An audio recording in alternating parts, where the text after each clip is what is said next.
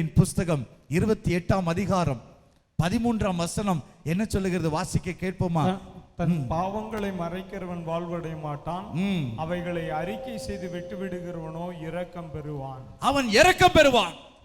சில விதமான ஜெபத்தை குறித்து நான் உங்களோடு கூட பேச விரும்புகிறேன். முதலாவது, நாம் எப்படி ஜெபிக்க வேண்டும்? ஆண்டவருடைய இரக்கம் நம்முடைய வாழ்க்கையில இறங்கி வர நாம் என்ன செய்ய வேண்டும்? நாம் நம்முடைய பாவங்களை அறிக்கை செய்ய வேண்டும். மறைந்த அங்கிள் டாக்டர் டிஜிஎஸ் தினகரன் அவர்கள் எப்பொழுது சொல்லுவாங்க, அவர்கள் தான் இந்தியாவில் ஒரு பெரிய எழுப்புதலை கொண்டு வந்த ஒரு தேவ மனிதர். அல்லேலூயா. எத்தனையோ ஊழியர்களை எழுப்பின ஒரு தேவ மனிதர். மோகன் சி லாசரஸ் ஐயா போல, இன்னும் பெர்க்மன் ஐயாவை போல ஆராதனை வீரர்களை, அவருடைய ஊழியத்தை எழுப்பின ஒரு தேவ ஊழியர்.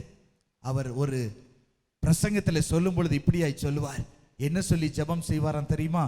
பாவியாகி என் மேல் கிருபையாயிரும் என்று சொல்லி ஜெபிப்பாராம். அல்லேலூயா, அல்லேலூயா. எவ்வளவு தாழ்மை பாருங்க. அதாங்க ஆண்டவர் விருப்பமுள்ள ஜெபம்.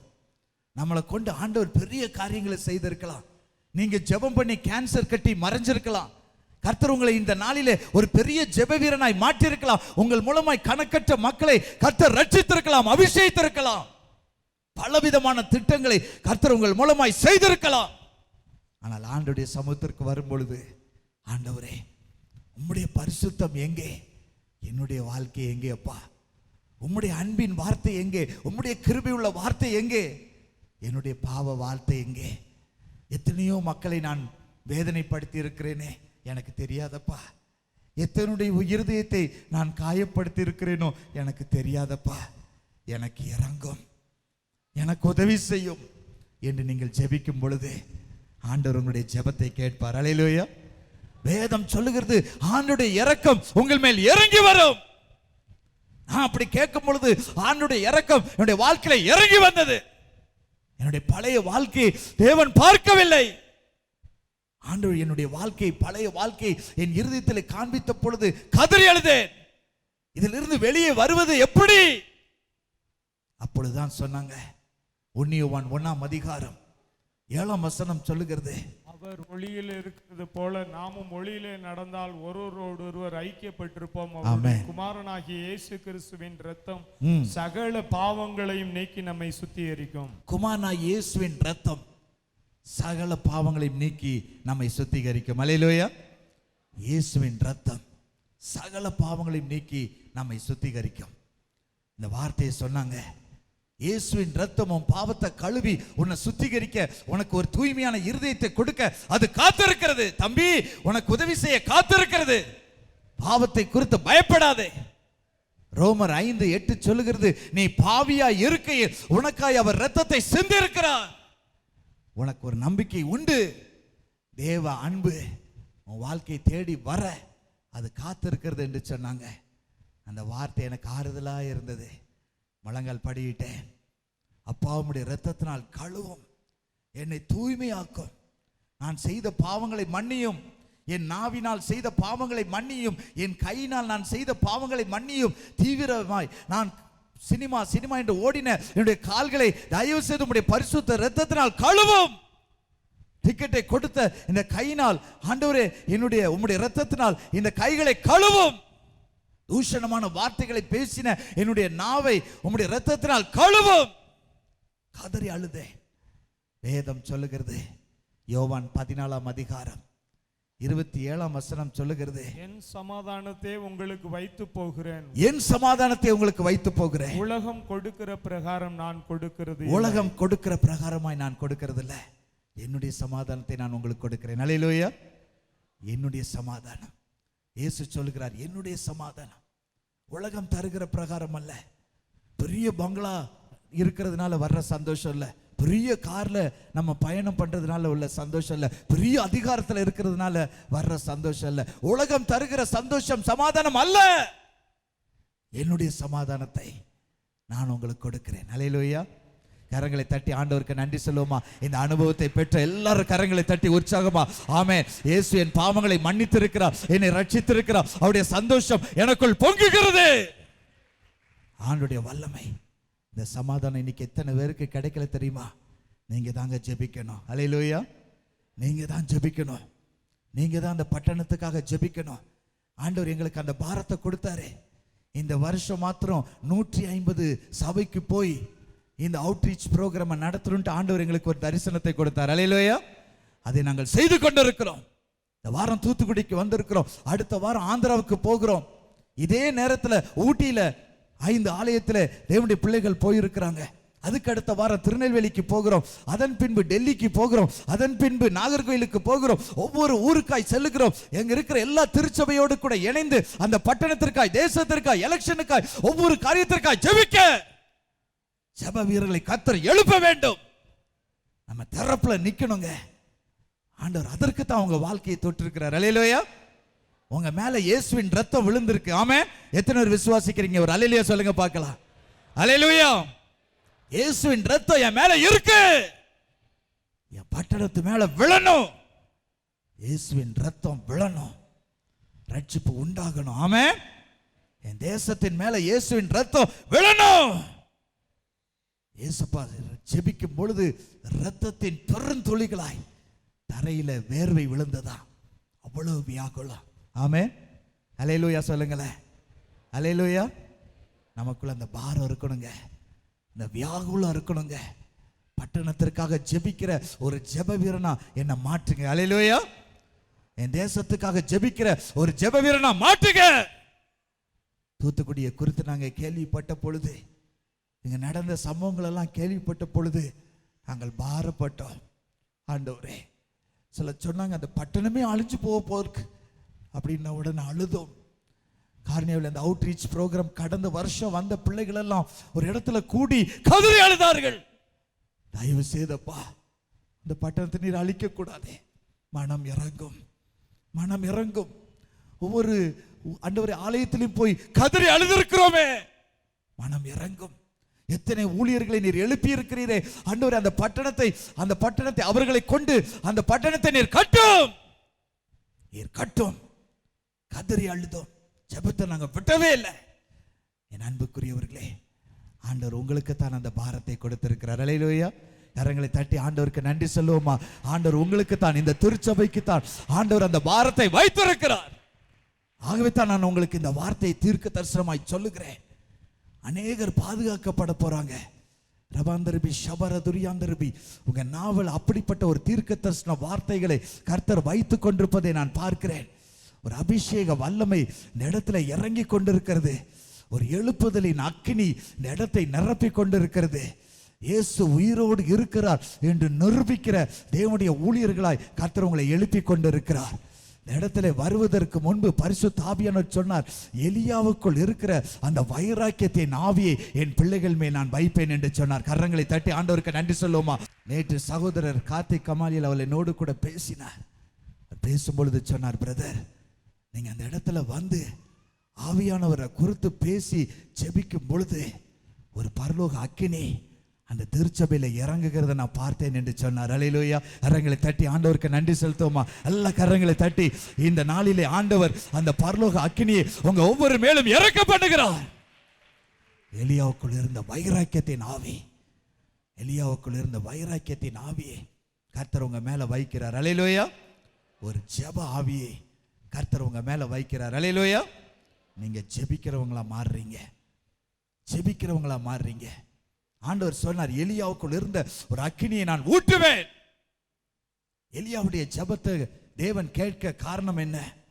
வேதம் சொல்லுகிறது, தேவன் ஒரு முறை சொன்னார். 1 ராஜாக்களின் புஸ்தகம் 17ஆம் அதிகாரம் 3ஆம் வசனத்தை நாம் வாசிக்க கேட்போமா? 1 ராஜாக்கள் 17:3. நீ இவ்விடத்தை விட்டு கீழ் திசையை நோக்கி போய் யோர்தானுக்கு நேராய் இருக்கிற கேரித் ஆற்றண்டையில் ஒளித்து கொண்டிரு. ஒளிந்து கொண்டிரு. ஒரு தீர்க்கதரிசியை பார்த்து தேவன் சொல்லுகிறார், இந்த கேரித் ஆற்றண்டையில போய் நீ ஒளிந்து கொண்டிரு. அவனுக்கு எப்படி இருந்திருக்கும் பாருங்க. என்ன ஆண்டவரே, நான் தீர்க்கதரிசியா ஜொலிக்க வேண்டிய என்ன போய் ஒரு ஆற்றண்டையில போய் நீ ஒளிந்துருன்னு சொல்றீங்களே, ஒளிஞ்சிருக்கிறதுக்கா என்ன ஊழியக்காரனா நீர் எழுப்பினீர் என்று அவன் கேள்வி கேட்கல. அந்த வார்த்தைக்கு அவன் உடனே அவன் கீழ்ப்படிந்தான். அல்லேலூயா. ஒரு அல்லேலூயா சொல்லுங்களேன். அல்லேலூயா. உங்களுடைய ஜெபத்திற்கு தேவன் பதில் செய்ய வேண்டும் என்றால் முதலாவது உங்களுடைய வாழ்க்கையில வேண்டிய ஒரு குணாதிசயம் கீழ்ப்படிதல். ஆண்டவருடைய வார்த்தைக்கு கீழ்ப்படிதல். அது நம்முடைய உள்ளத்திற்கு அது முரண்பாடாக ஒருவேளை இருக்கலாம்.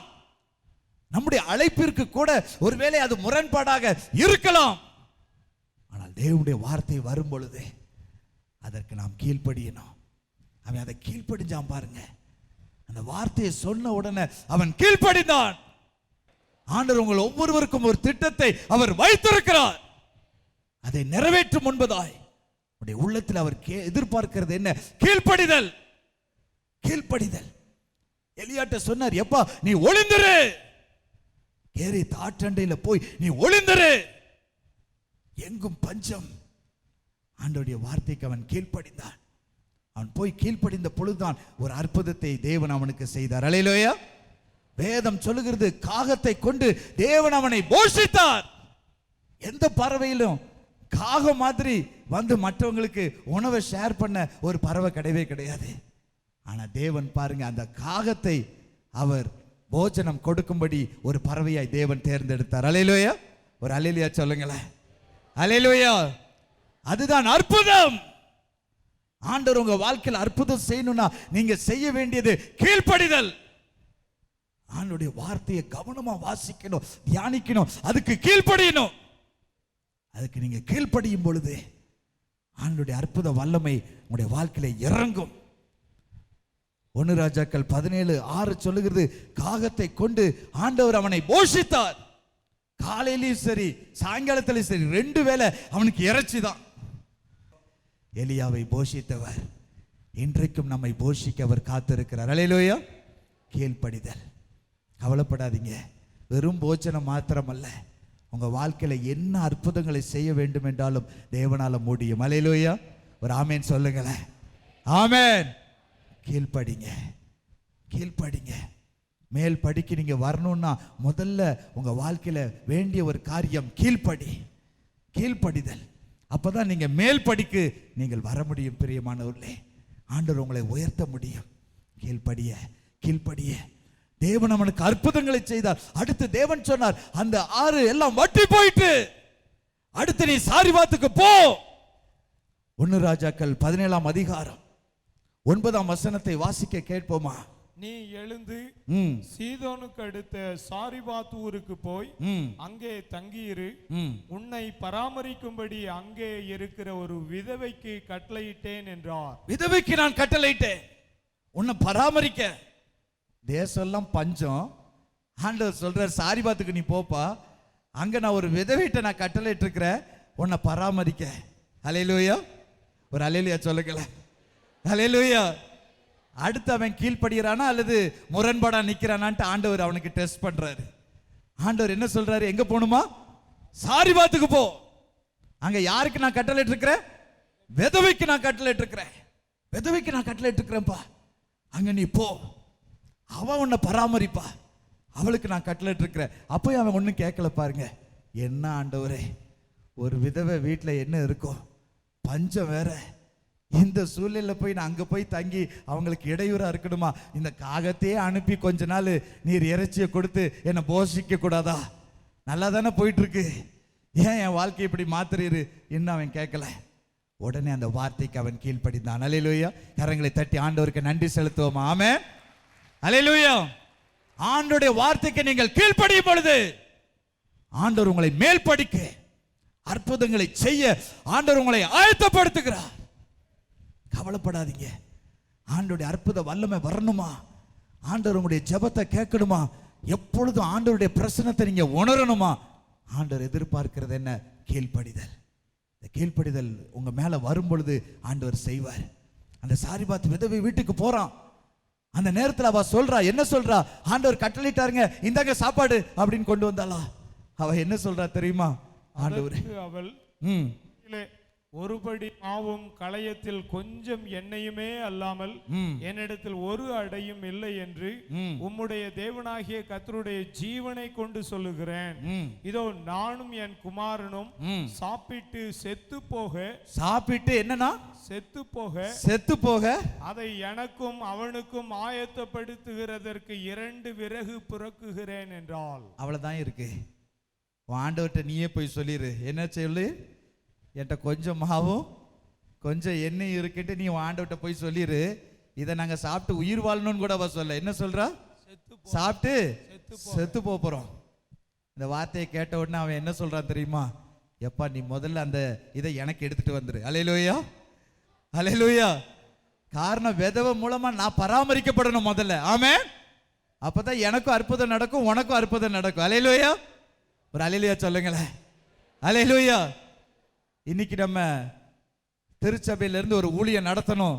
இந்த ஊழியத்தை செய்யறதுக்கு நீங்க எல்லாம் ஒரு பெரிய காணிக்கை, ஒரு பெரிய தொகையை எடுத்துட்டு வாங்க அப்படின்னு சொன்ன உடனே இதை தான் நீங்க நினைக்கணும். அல்லேலூயா. என்னங்க எனக்கே கொஞ்சம் தான் இருக்கு, நானே உயிர் வாழ்றதுக்கு கொஞ்சம் இருக்கு சாப்பாடு, என்ன இவங்க கேட்குறாங்களே ஊழியத்தை செய்யறதுக்கு அப்படி நீங்க நினைக்க கூடாது. இந்த வார்த்தையை பாருங்க. எலியா சொல்றான் முதல்ல நீ எனக்கு கொடுத்துரு. அல்லேலூயா. முதல்ல எனக்கு நீ கொடுத்துரு. விதவையினுடைய கையினால நான் பராமரிக்கப்படணும். அது தேவனுடைய வார்த்தை. அதுக்கு நான் கீழ்ப்படிஞ்சாதான் எனக்கும் ஆசீர்வாதம், உனக்கு ஆசீர்வாதம். அதை நீ கொடு. தேவனுடைய வார்த்தை மட்டும் நடந்துருச்சுனாப்பா கவலைப்படாத. நீ ஒரு நாளும் இந்த வறுமையில செத்து போயிட மாட்ட, இந்த பஞ்சத்துல செத்து போயிட மாட்ட.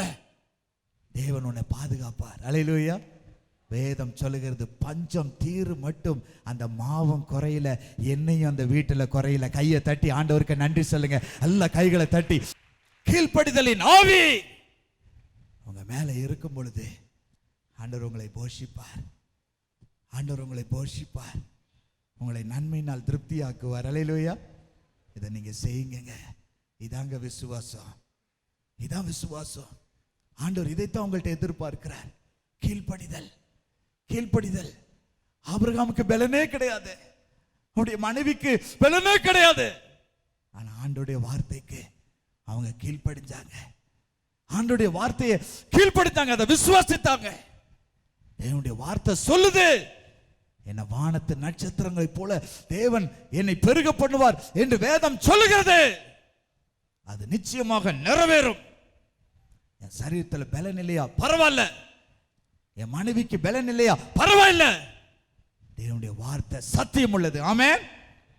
மத்தேயு 24:35 சொல்லுகிறது, வானமும் பூமியும் ஒளிந்து போனாலும் அவருடைய வார்த்தை மாறி போவதில்லை. ஆமென். அல்லேலூயா. அவருடைய வார்த்தை மாறி போவதில்லை. ஆண்டவருடைய வார்த்தை படி நீங்க ஜெபிக்கும் பொழுது, அதுக்கு கீழ்ப்படிந்து ஜெபிக்கும் பொழுது ஆண்டவர் உங்கள் ஜெபத்திற்கு பதில் செய்வார். அல்லேலூயா. அற்புதங்களை செய்வார், அதிசயங்களை செய்வார். எலியாவுக்கு செய்தவர் நமக்கு செய்ய மாட்டார். ஆமென்.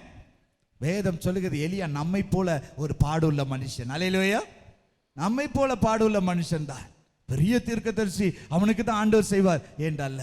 யாக்கோபு என்ற பக்தன் சொல்லும் பொழுது சொல்லுகிறார், அவர் நம்மை போல பாடுள்ள மனுஷன், நம்மை போல சாதாரண பாடுள்ள மனுஷன். அடுத்த உணவுக்கு எங்கே என்று ஏங்கிக் கொண்டிருந்த நம்மை போல பாடுள்ள மனுஷன். பஞ்ச காலத்தில் அவனை போஷித்தவர் அந்த தேவன் நம்முடைய தேவன். அல்லேலூயா. எத்தனை பேர் சொல்றீங்க இந்த தேவன் என்னுடைய தேவன்? ஆமென். எல்லாரும் சொல்லுங்க பார்க்கலாம். இந்த தேவன் எலியாவின் தேவன், என்னுடைய தேவன். எலியா கீழ்ப்படிந்தது போல நானும் தேவனுடைய வார்த்தைக்கு கீழ்ப்படிவேன். அவனை போஷித்தவர் என்னையும் போஷிக்க வல்லமை உள்ளவர், நன்மையினால் நிரப்ப போதுமானவர். ஆமென். அல்லேலூயா. ஆண்டவர் அப்படியே உங்களை போஷிக்க, உங்களுக்கு நன்மை செய்ய அவர் காத்திருக்கிறார். இந்த இடத்துக்கு வர்றதுக்கு முன்னால் ஆண்டவர் எனக்கு அதைத்தான் சொன்னார். அல்லேலூயா. எலியா மேல இருக்கிற ஆவியை என் பிள்ளைகள் மேல நான் அனுப்புவேன். அல்லேலூயா. இரண்டாவது அவனுக்குள் இருந்த ஒரு வைராக்கியத்தை பாருங்க. பரலோகத்திலிருந்து நான் அக்கினியை இறக்குவேன். ஆமென். ஒரு ஸ்தோத்திரம் சொல்லுங்க பார்க்கலாம். ஸ்தோத்திரம். அல்லேலூயா. தைரியமாய் நான் ஊழியம் செய்வேன், பயப்பட மாட்டேன். அவனுக்குள்ள இருந்த இரண்டாவது ஒரு வைராக்கியம் என்ன? தைரியம். முதல்ல அவனுக்குள்ள இருந்தது என்ன? கீழ்ப்படிதல். இரண்டாவது அவனுடைய வாழ்க்கையில் இருந்த குணம் என்ன?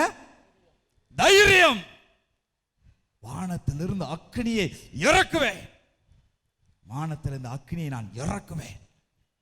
இன்னைக்கு ஆண்டவர் தம்முடைய அக்கினியை உங்க மேல போட அவர் காத்திருக்கிறார். அல்லேலூயா சொல்லுங்களேன். அல்லேலூயா. வானத்திலிருந்து அக்கினியை இறக்க அவர் காத்திருக்கிறார். வேதம் சொல்லுகிறது, பூமியின் மேல் அக்கினியை போட வந்தேன், அது இப்பொழுதே பற்றி எரிய வேண்டும் என்று விரும்புகிறேன். அது என்ன வசனம் சொல்லுங்க பார்க்கலாம். லூக்கா 12:49. லூக்கா 12:49, 50 ஒரு முறை இன்னொரு தடவை சத்தமா வாசிக்கலாம்.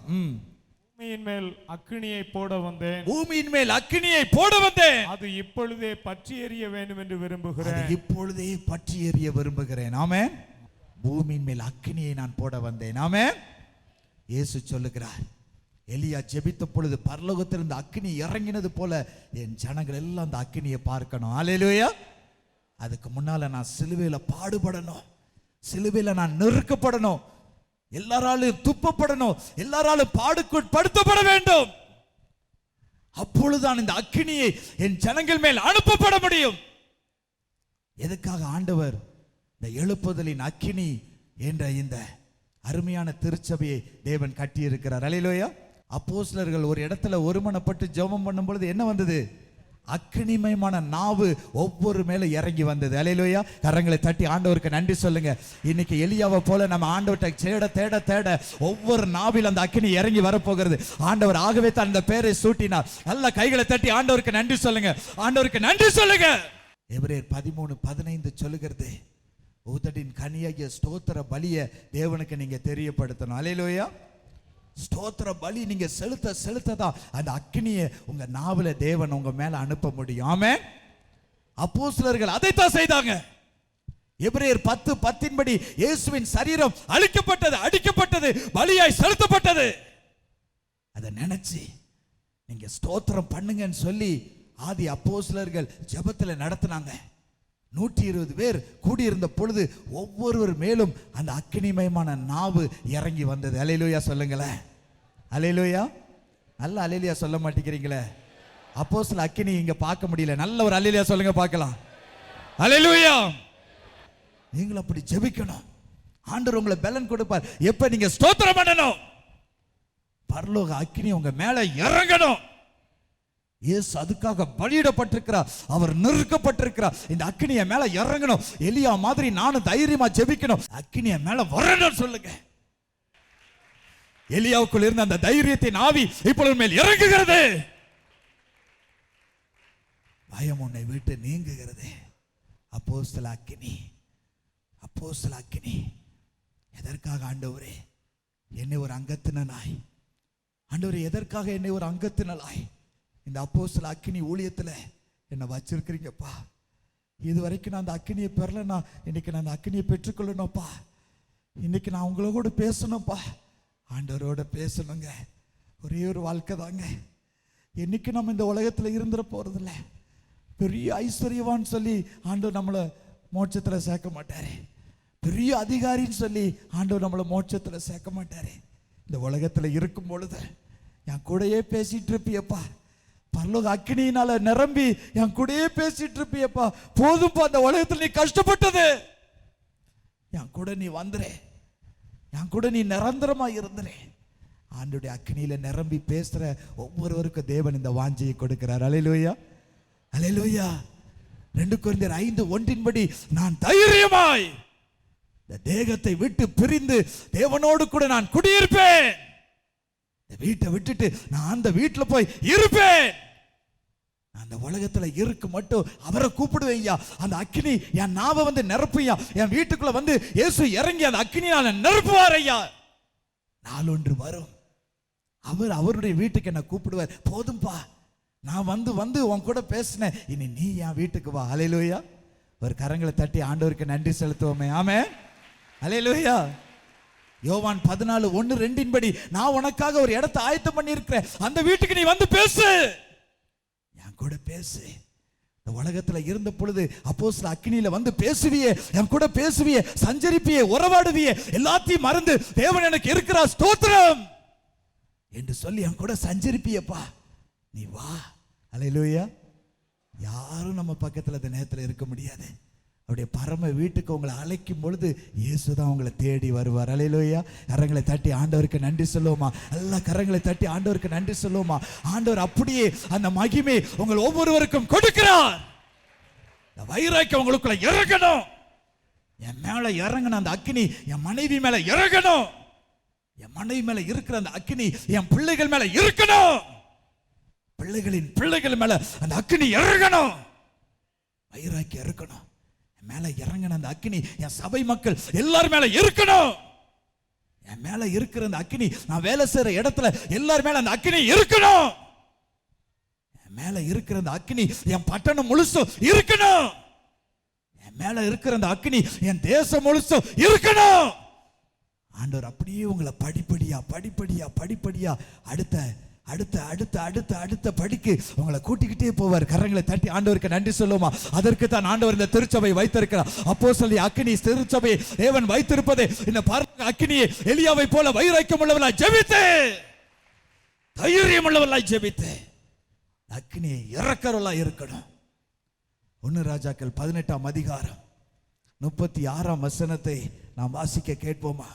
அந்திப்பலி செலுத்தும் நேரத்திலே தீர்க்கதரிசியாகிய எலியா வந்து, ஆபிரகாமுக்கும் ஈசாக்குக்கும் யாக்கோபுக்கும் தேவனாகிய கர்த்தாவே, இஸ்ரவேலிலே நீர் தேவன் என்றும் நான் உம்முடைய ஊழியக்காரன் என்றும் நான் இந்த காரியங்களை எல்லாம் உம்முடைய வார்த்தையின்படியே செய்தேன் என்றும் இன்றைக்கு விளங்க பண்ணும். எப்படி ஜெபிக்கிறோம் பாருங்க. அப்ப அந்த நேரத்துல வானத்திலிருந்து ஒரு அக்கினி இறங்கி வருகிறது. அக்கினி இறங்கி வருகிறது. 1 ராஜாக்கள் 18:37 அவன் சொல்றான், இந்த ஜனங்கள் அறியப்பட வேண்டும். அல்லேலூயா. ஒரு அல்லேலூயா சொல்லுங்களேன். அல்லேலூயா. எதுக்காக அக்கினியை நீங்க இறக்க போறீங்க? இந்த ஜனங்கள் எல்லாரும் ஆண்டவரே உங்களை அறியணும்ப்பா. அல்லேலூயா. என்ன பெரிய தீர்க்கதரிசின்னு சொல்லணும்னு எனக்கு விருப்பம் இல்லப்பா. என் ஜனங்கள் எல்லாம் அறியணும்ப்பா. ஆண்டவரே எங்க திருச்சபை மேல இருக்கிற அக்கினியை எங்க பட்டணம் முழுசு பார்க்கணும்ப்பா. எல்லாரும் உங்களை ஆராதிக்கணும்ப்பா. எல்லாரும் சொல்லக்கூடாது இந்த திருச்சபையில தான் ஒரு பெரிய வளர்ச்சி இருக்கு, யாரும் அப்படி சொல்லணும்னு எங்களுக்கு விருப்பம் இல்லப்பா. எங்க விருப்பம்லாம் எல்லாரும் அறியணும்ப்பா. அல்லேலூயா. ஒரு அல்லேலூயா சொல்லுங்களேன்.